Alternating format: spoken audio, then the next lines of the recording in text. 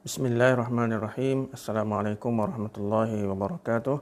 Alhamdulillahi rabbil alamin. Wassalatu wassalamu ala ashrafil anbiya wal mursalin wa ala alihi wa sahbihi wa man tabi'ahum bi ihsanin ila yaumiddin. Rabbi shrah li sadri wa yassir li amri wahlul 'uqdatam min lisani yafqahu qawli. Subhanaka la ilma lana illa ma 'allamtana innaka antal alimul hakim. Wa la hawla wa la quwwata illa billahil aliyyil azim. Alhamdulillah, pada pagi ini kita berjumpa lagi dalam kuliah ilmu usul fiqh dan ini adalah siri yang ke-26. Dan tajuk kita pada pagi ini ialah Al-Mahkum Alaih. Apakah yang dimaksudkan dengan Al-Mahkum Alaih? Al-Mahkumu Alaih wa syakhsul ladzi ta'allaqa khitabu syari' bi fi'lihi wa yusammihi ulama'ul usul bil mukallaf. Yang dimaksudkan dengan Al-Mahkum Alaih ialah individu yang dikaitkan dengan khitab Allah Subhanahu Wa Taala dan mengikut ulama usul fiqh. Al-mahkum alaih ini senang kita nak faham ialah orang mukallaf, seseorang yang mukallaf.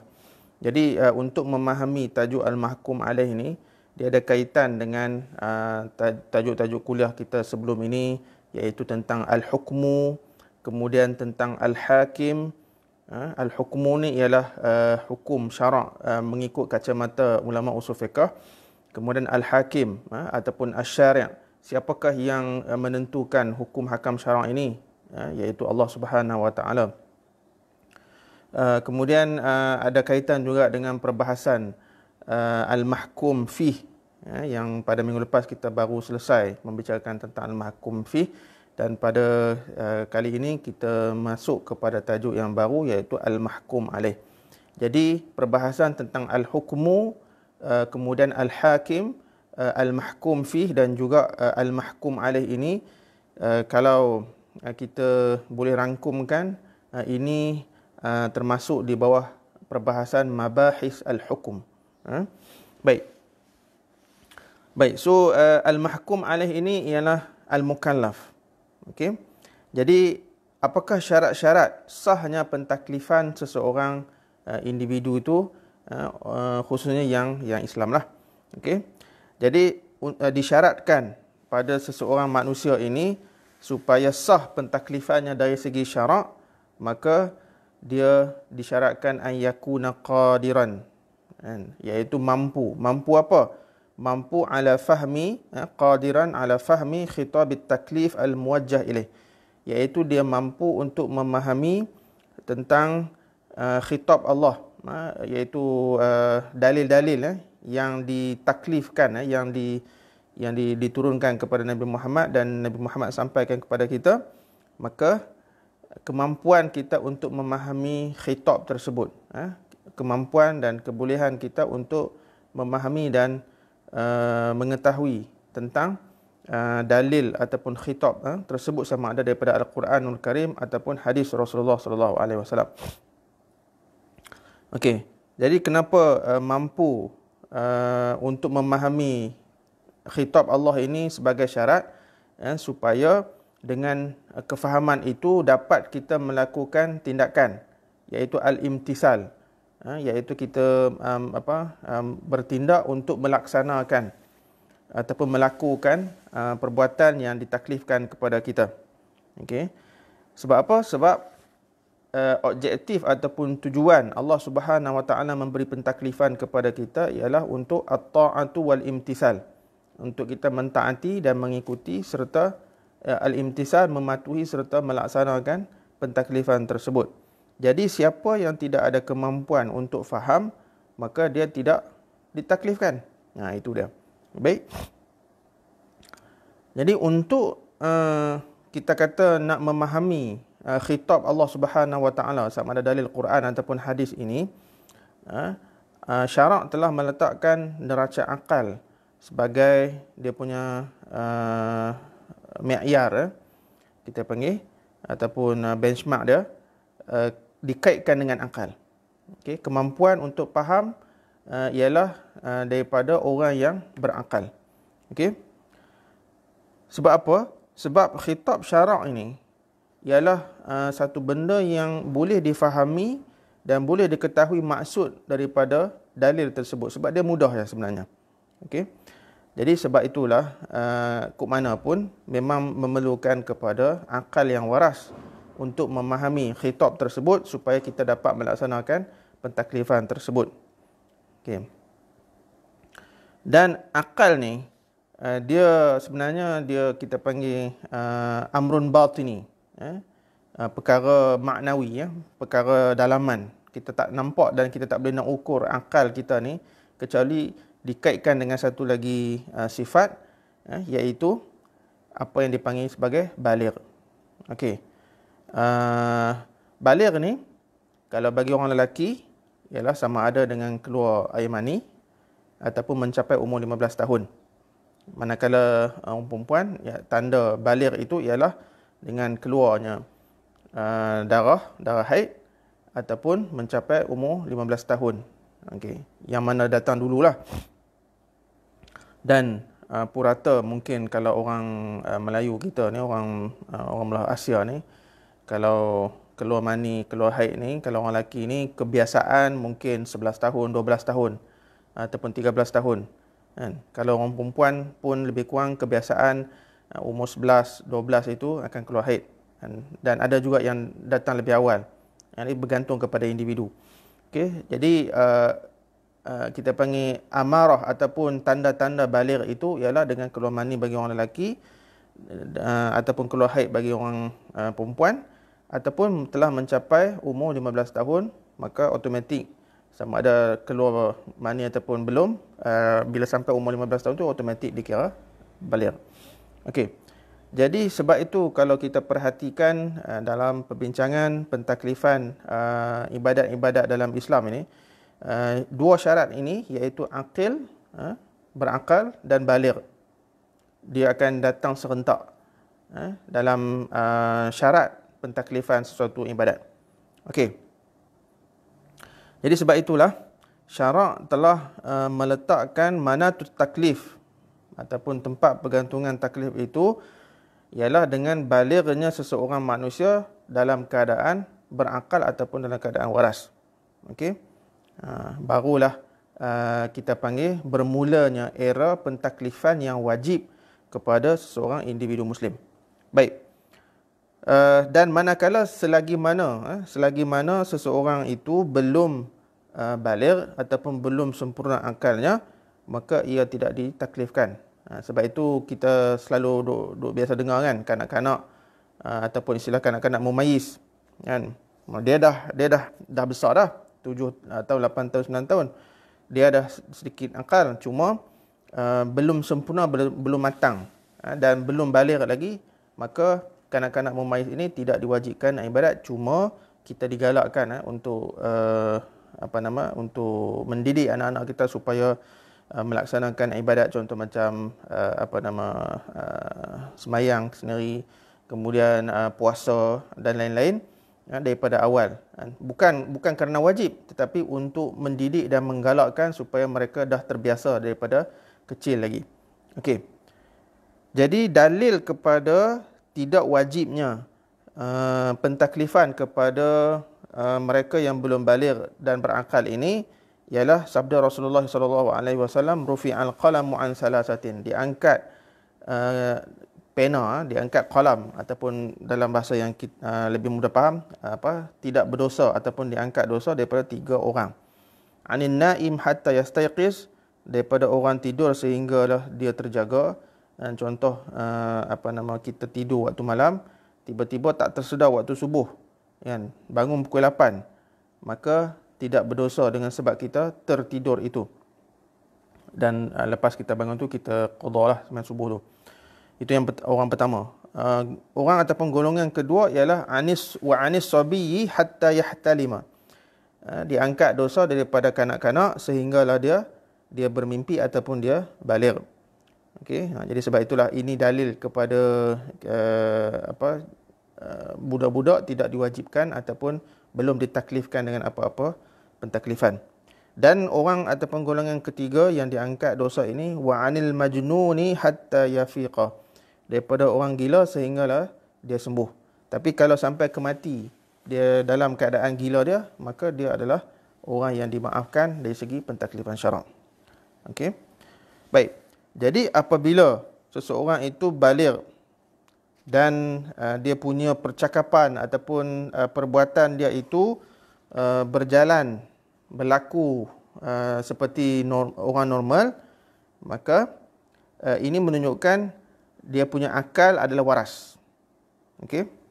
Jadi dia dapat memahami pentaklifan ataupun khitab Allah, dalil-dalil yang menyuruh dia melakukan sesuatu perkara, dia dah boleh faham.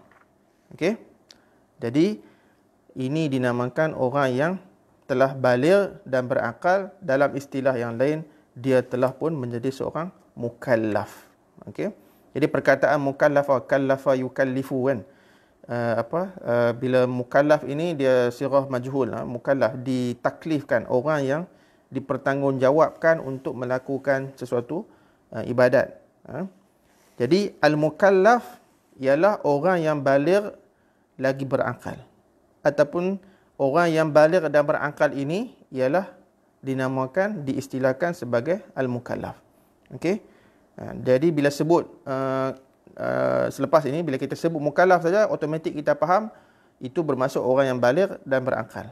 Jadi tak termasuk dalam istilah mukallaf itu budak-budak ataupun orang yang gila. Okey. Walaupun budak-budak ni kadang-kadang dia lebih cerdik daripada orang dewasa, tapi dia kurang satu syarat, iaitu baligh. Begitu juga orang gila. Dia baligh. Dah umur 20 tahun dah. Dia baligh dah. Tetapi dia kurang satu lagi syarat, iaitu akal. Sebab itu dua syarat yang tadi kita sebut tu, baligh dan juga berakal, itu dia mesti serentak. Dia mesti ada dua-dua, itu barulah diiktiraf sebagai seseorang itu sebagai mukallaf. Okey. Jadi tidak ditaklifkan orang gila ataupun kanak-kanak kecil ini sama ada yang mumayyiz ataupun tidak mumayyiz. Kan. Tapi ada juga persoalan, dan ini juga ditimbulkan dalam buku Al-Wajiz fi Usul Fiqh karangan Dr. Abdul Karim Zaidan ini, di mana ada orang tanya kan, bukankah pada kanak-kanak dan orang gila dikenakan zakat? Jadi kalau kita kata budak-budak tidak ditaklifkan, kenapa zakat kanak-kanak dan orang gila ni diwajibkan? Okey.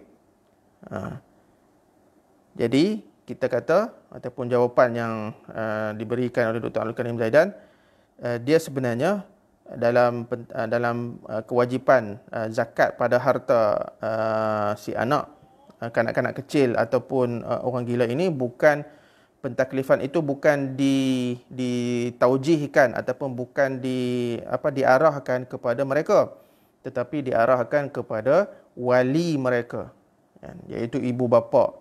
Ataupun orang kalau orang gila ni, kalau dia dah tak ada ibu bapa, siapa yang menguruskan hal ehwal dia, maka kita panggil taklif itu ditaujihkan ataupun diarahkan kepada orang tersebut. Okey. Baik. Seterusnya Dr. Abdul Karim Zaidan dalam kitab beliau ini membawa beberapa i'tirad ataupun syubuhat terhadap syarat-syarat pentaklifan, iaitu baligh dan berakal.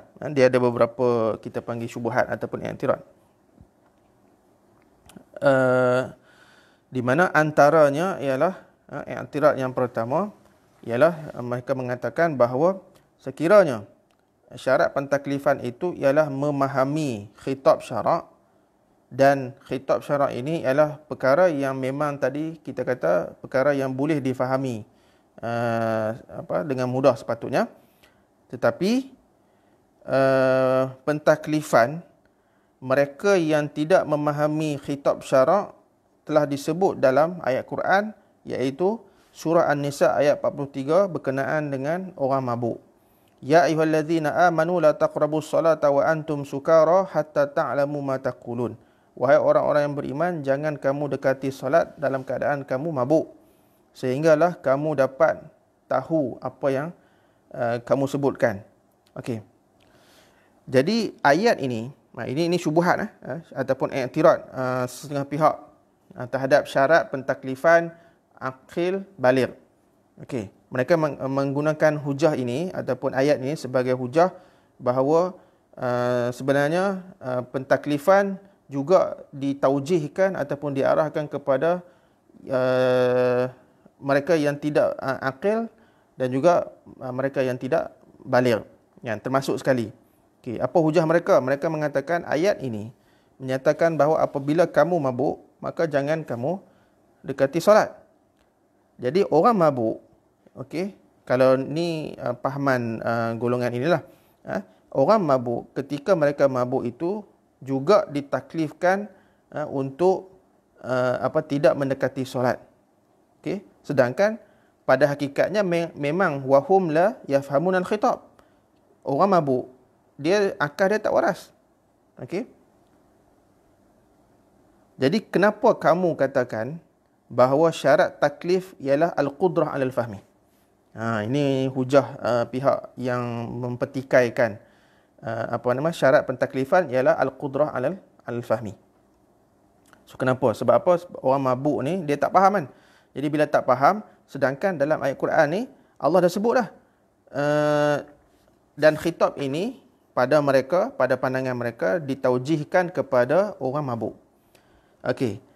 Jadi jawapan yang diberikan oleh Dr. Abdul Karim Zaidan ialah sebenarnya ayat ini khitab ataupun dalil itu dia tidak ditaujihkan, tidak diarahkan kepada orang mabuk ketika mereka mabuk. Tetapi ia ditaujihkan, ia diberi arahan ini kepada orang Islam ketika mereka dalam keadaan waras sebelum mabuk tu, kan, supaya jangan minum arak apabila dekat dengan waktu solat, kan, supaya solat mereka itu tidak berlaku ketika mabuk, kan, dan supaya dapat mereka menunaikan solat dalam keadaan waras. Okey, ini jadi menjawablah tuduhan ataupun syubhat sesetengah pihak. Itu yang pertama. Kemudian hujah yang berikutnya ialah ayat ini sebenarnya turun sebelum pengharaman arak secara total. Dan apabila Allah Subhanahu Wa Taala berfirman dalam surah Al-Maidah ayat 90, ya ayyuhallazina amanu innamal khamru wal maisiru wal ansabu wal azlamu rijsun min amali syaitan fajtanibuhu la'allakum tuflihun. Wahai orang-orang yang beriman, arak, judi, sembah berhala, kemudian mengundi nasib melalui batang anak-anak panah itu adalah keji daripada perbuatan syaitan, maka tinggalkanlah ia. Mudah-mudahan kamu berjaya. So sebenarnya hujah yang diberikan oleh pihak tertentu ini telah tertolaklah, sebab kita panggil khitab yang disebutkan tadi itu berlaku sebelum pengharaman arak secara total. Jadi bila arak telah diharamkan secara total, maka tidak timbullah isu khitab ini ditaujihkan kepada orang yang tak faham, kan? Baik. Kemudian syubhat ataupun i'tirad yang kedua, menyatakan bahawa syariat Islam ini diturunkan kepada semua manusia, kan? Antaranya firman Allah Subhanahu Wa Taala, qul ya ayuhan nas inni rasulullah ilaikum jami'an. Wahai manusia, aku ni, kata Nabi, adalah Rasulullah kepada kamu semuanya. Surah Al-A'raf ayat 158. Begitu juga firman Allah Taala, wa ma arsalnaka illa kafatan linnas basyiran wa nadhira. Tidaklah kami utuskan kamu wahai Muhammad kecuali untuk semua manusia, sama ada untuk memberi peringatan kabar gembira ataupun memberi peringatan. Surah Saba ayat 28. Begitu juga sabda Rasulullah sallallahu alaihi wasallam, wa kana an-nabiyyu yub'atsu ila qaumihi khassatan wa bu'istu ila an-nasi 'ammatan.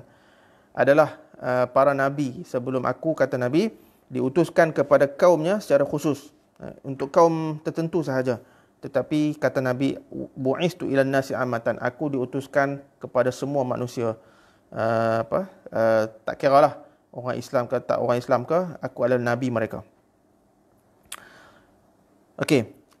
Jadi hujah kepada pihak yang menimbulkan syubhat ini, mereka menyatakan berdasarkan dalil-dalil ini, kan, manusia ni dia ada orang yang bukan Arab.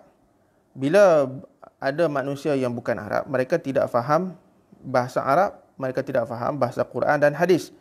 Okey. Oleh itu mereka tidak akan faham khitab syarak. Okey. Jadi macam mana boleh dikatakan bahawa khitab Allah itu diberikan ataupun ditaklifkan kepada mereka yang dikatakan sepatutnya kena faham. Okey. Sebab apa? Sebab puak-puak ni mereka mempertikaikan hujah para ulama usul fiqh yang menyatakan bahawa antara syarat sah pentaklifan ialah al-qudrah 'alal fahmi, iaitu kemampuan untuk faham khitab ataupun dalil Al-Quran dan juga hadis Rasulullah sallallahu alaihi wasallam. Tapi bila manusia ni ada banyak bangsa, ya, dan bukan semua orang Arab dan tak semua orang faham bahasa Arab, macam mana kita kata orang-orang yang bukan Arab ini boleh memahami khitab syarak sehingga mereka ini boleh ditaklifkan dengan pentaklifan tertentu. Ini hujah mereka.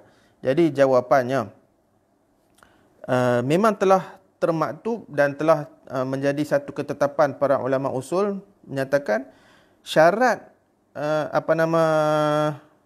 kemampuan al-qudrah ala fahmil khitab syartun la budda minhu li sihhatit taklif. Ini satu ketetapan hasil daripada istiqra' para ulama usul menyatakan bahawa kemampuan untuk memahami khitab syarak ini memang syarat yang tidak boleh ditolak, kan? Syarat untuk sahnya pentaklifan suatu benda. Jadi mereka yang tidak memahami bahasa Arab maka tidak termasuk dalam pentaklifan secara syaraknya. Okey, itu prinsip umum.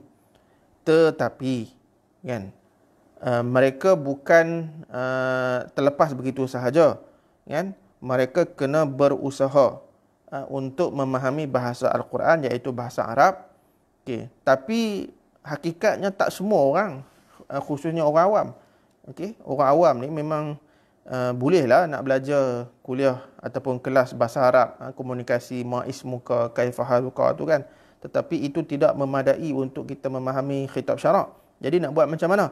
Maka sebab itulah pentaklifan mereka yang bukan Arab ini akan datang melalui anak bangsa ataupun kaum mereka sendiri yang belajar bahasa Arab, belajar Al-Quran dan juga belajar hadis. Kan? Sebab itulah adanya, kalau contoh macam kita lah orang Melayu ni, ada ramai di kalangan anak-anak kita ni, sahabat-sahabat kita yang belajar bahasa Arab dan memahami bahasa Arab serta memahami khitab, kehendak syarak dalam pentaklifan perkara-perkara tertentu. Okey, so jangan bimbang. Walaupun apa bangsa sekalipun dalam dunia ini akan ada, Allah takdirkan mereka anak-anak kaum ataupun bangsa tersebut yang akan belajar ilmu bahasa Arab, seterusnya memahami khitab Allah Subhanahu Wa Taala dan dapat disampaikan kepada masyarakat. Jadi tidak boleh dijadikan hujah, aku tak boleh bahasa Arab, jadi aku tak perlu solat lah sebab aku tak faham khitab syarak berkenaan dengan solat.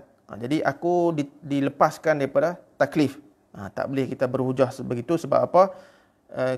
Hang bangsa apa? Kalau hang bangsa Melayu, di luar sana berapa ramai, bukan setakat puluhan, bukan setakat ratusan, malah ribuan, mungkin puluh ribu mereka yang belajar bahasa Arab, yang tahu, yang boleh mengajar kamu untuk faham macam mana nak solat, nak puasa dan sebagainya. Jadi tidak timbul isu dan tidak timbul dan tidak boleh dijadikan hujah untuk kita menolak pentaklifan sekiranya kita tak faham bahasa Arab. Okey. Jadi sama ada kita sendiri yang belajar bahasa Arab ataupun di sana ada wakil-wakil sekumpulan pelajar-pelajar yang belajar ilmu bahasa Arab ini dan juga ilmu Quran dan hadis. Kemudian mereka balik mengajar pula orang kampung, masyarakat untuk faham pentaklifan yang ditaklifkan. Baik. Sebab itulah dalam firman Allah Subhanahu Wa Taala, wal takum minkum ummatun yad'una ila al-khairi wa ya'muruna bil ma'ruf wa yanhauna 'anil munkar wa ulaika humul muflihun. Hendaklah ada satu golongan, satu umat, maksudnya satu golongan, satu kumpulan menyeru kamu kepada kebaikan, menyuruh perkara yang baik dan menegah daripada kemungkaran, supaya mereka ini mudah-mudahan terdiri daripada golongan yang berjaya. Jadi ayat ini secara tidak langsung meminta ataupun menyuruh kena ada sekumpulan ataupun segolongan mereka yang melakukan amar makruf nahi mungkar, kan? Jadi maksudnya kena ada lah sekumpulan daripada anak-anak kita ini, kita hantar belajar ilmu agama. Okey, kita tak minta semua, kan? Sebab ilmu-ilmu lain pun fardu kifayah. Okey, jadi ni ilmu agama ni yang asas menjadi fardu ain kepada kita. Tapi sebelum kita nak jadikan benda tu sebagai fardu ain, sebab kita tak faham bahasa Arab, maka kita hantarlah anak-anak kita pergi belajar ilmu agama. Jadi mereka balik, mereka akan dapat mengajar kita tentang ilmu fardu ain yang asas itu, barulah kita faham. Jadi bila sekarang ni kita dah faham, maka tidak ada lagi hujah untuk kita mengatakan bahawa kita ni bukan ahli taklif. Okey? Okey. Jadi dalil lain yang dikemukakan oleh Dr. Abdul Karim Zaidan di sini ialah Rasulullah sallallahu alaihi wasallam telah beberapa kali mengutuskan surat tertentu kepada raja-raja Kisra, Kaisar, Najasyi, Muqawqis dan lain-lain, raja-raja yang bukan Arab ini. Walaupun Nabi tulis dalam bahasa Arab, tetapi bila Rasulullah utuskan seorang utusan untuk bawa surat itu, Rasulullah mengutuskan orang yang boleh faham bahasa tersebut, yang boleh faham cakap Parsi, ya, yang boleh cakap Rom, bahasa Rom tu. Jadi ada sahabat-sahabat yang boleh bercakap dan boleh memahami bahasa. So utusan ini bawa surat itu yang dalam bahasa Arab, memberitahu apa isi kandungan. Antaranya ialah mengajak kepada iman kepada Allah, kemudian solat, zakat dan sebagainya. Jadi ini menunjukkan bahawa perlunya sekumpulan orang yang tahu sesuatu bahasa, ya, supaya kita dapat menyampaikan dakwah kepada kaum tersebut. So, kalau kita tengok hakikat ataupun realiti pada zaman sekarang ni kan, sebut saja mana negara dalam dunia ni, sama ada Amerika Selatan ke, di Eropah, di Ukraine ke, Brazil, mana lagi, pedalaman Chile, Peru kan, insya-Allah kita akan jumpa orang Islam di situ, sama ada orang Islam asal penduduk di situ ataupun kebanyakannya orang Arab, ataupun orang Pakistan, India yang berhijrah ke tempat-tempat tersebut untuk mencari rezeki, seterusnya menyebarkan agama Islam ni kepada penduduk di situ, kan. Jadi insya-Allah Islam ni dah tersebar ke seluruh dunia. Okey, hujah yang lain antaranya ialah dalam khutbah Haji Widang ataupun Haji Wadang ini, di mana Rasulullah sallallahu alaihi wasallam telah bersabda antaranya, ala hal balaght Allahumma fashhad falyuballigh asyahid minkumul ghaib farubba muballighin aw amin sami'in.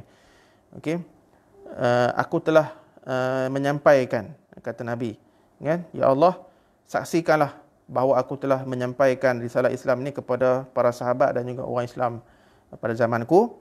Dan kemudian Rasulullah tegaskan kepada para sahabat ketika itu, hendaklah orang yang hadir mendengar khutbah ini untuk menyampaikan kepada orang yang tidak dapat hadir. Okey. Farubba muballighin aw amin sami. Mungkin kadang-kadang orang yang menyampaikan itu lebih faham daripada orang yang mendengar. Jadi syahidnya di sini ialah kita panggil hidayah Islam ini, dan prinsip-prinsip ibadat dan pentaklifan ini sebenarnya dia juga mencakupi orang yang hadir mendengar khutbah haji perpisahan Nabi itu, dan juga mereka yang al-ghaib, iaitu yang mereka yang tidak ada di situ, sama ada yang faham bahasa Arab ataupun yang tidak faham bahasa Arab, kan. Jadi termasuk belaka. So macam tadilah, kita sekarang ni dah tak boleh berhujah bahawa kita ni tak faham bahasa Arab, jadi kita tak perlu taklif sebab kita tak faham khitab Allah Subhanahu Wa Taala. Dan sekarang ni walaupun kita secara personal kita tak faham, tapi ada di kalangan bangsa kita yang faham bahasa Arab dan mereka boleh dan telah pun menyampaikan kandungan daripada Al-Quran dan Al-Karim, kandungan Al-Quran Al-Karim dan juga hadis Rasulullah SAW kepada kita untuk kita buat ataupun kita laksanakan. Okey. Tapi celah-celah tu sekiranya ada juga manusia yang masih lagi tidak sampai risalah Islam kepadanya, mungkin di pedalaman Amazon ke dan sebagainya, tidak sampai dalil dan tidak ada anak bangsa yang boleh memahami bahasa Arab yang boleh sampaikan kepada mereka, maka mereka ini memang tidak termasuk dalam maksud mukallaf yang ditaklifkan ibadat ataupun tuntutan tertentu mengikut syarak. Kerana apa? Allah Subhanahu Wa Taala berfirman, la yukallifullahu nafsan illa wus'aha. Allah tidak mentaklifkan seseorang itu melainkan dengan kemampuannya. Kan? Jadi kalau mereka yang berada di pedalaman-pedalaman ataupun mungkin juga setengah negara macam walaupun Eropah tetapi negara komunis, kan, Hungary ke apa lagi, yang dahlah negara komunis, kan, duduk pula di pedalaman dan tidak ada siapa pun yang sanggup pergi ataupun yang boleh sampai ke tempat itu. Mereka tak tahu langsung pasal Islam, kemudian tak terdedah pula kepada internet.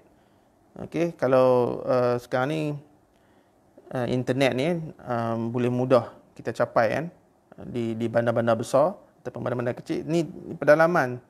Jadi mereka tak faham langsung, tak pernah dengar langsung tentang Islam, maka golongan ini adalah golongan yang bukan mukallaf. Mereka dimaafkan dan tidak ditaklifkan dengan ibadat-ibadat yang Allah wajibkan. Okey, seterusnya syubhat yang ketiga disebut dalam kitab Al-Wajiz fi Ushul Fiqh ini, dalam Al-Quranul Karim sebenarnya ada benda-benda yang tidak boleh difahami, iaitu huruf muqatta'ah. Contohnya macam alif lam mim, yasin, hamim, alif lam ra dan sebagainya itu, kan? Jadi kenapa kamu kata dalam Quran ini ada semua yang kita boleh faham? Okey, jawapannya huruf-huruf muqatta'ah ini, alif lam mim dan sebagainya itu, dia bukan berkaitan dengan taklif, bukan berkaitan dengan pentaklifan. Kan? Yang dimaksudkan dengan pentaklifan-pentaklifan yang kita boleh faham semuanya itu berkaitan dengan ibadat-ibadat yang contoh macam solat, zakat dan sebagainya. Jadi huruf muqatta'ah ni dia bukan berkaitan dengan hukum hakam. Okey? Jadi para ulama tidak pernah berhujah wajibnya solat disebabkan firman Allah Ta'ala alif lam mim ataupun yasin dan sebagainya. Okey? Sebab itu memang tak termasuk dalam bab taklif ataupun tak termasuk dalam bab hukum hakam. Dari satu sudut yang lain, huruf-huruf ini ada maknanya yang tertentu.